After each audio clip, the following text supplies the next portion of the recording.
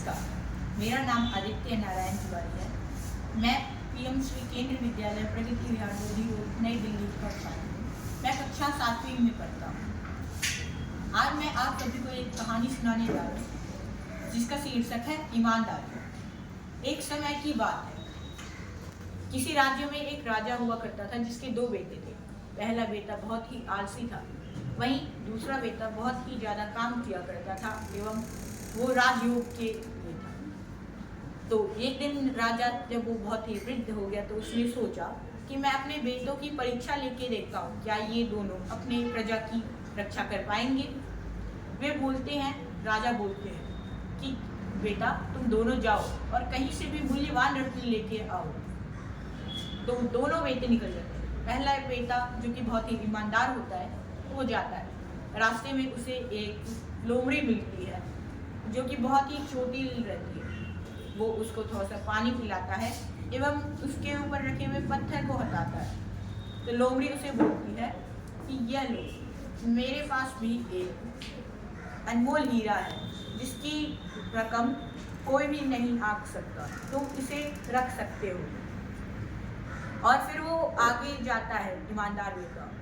तो फिर उसे एक राजमहल मिलता है जहाँ पर वो राजा के पास जाता है और अपना परिचय सुनाता है।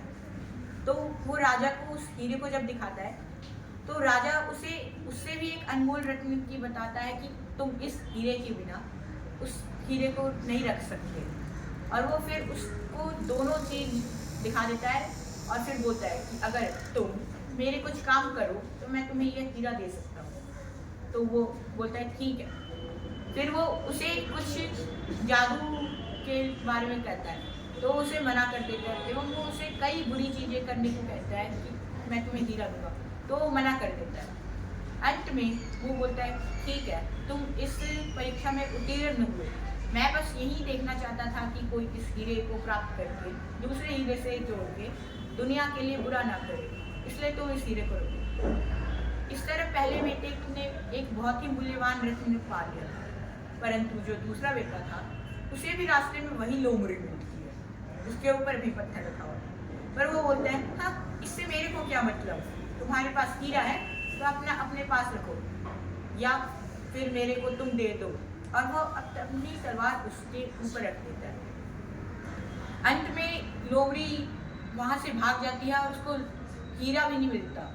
बाद में वो जब खाली हाथ अपने पिता के पास लौटता है तो उसके पिता बोलते हैं कि हमें कभी भी लालच नहीं करनी चाहिए और अपनी ईमानदारी से काम करना चाहिए।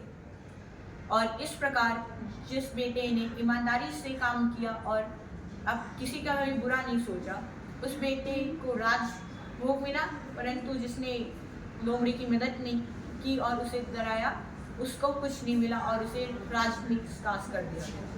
धन्यवाद।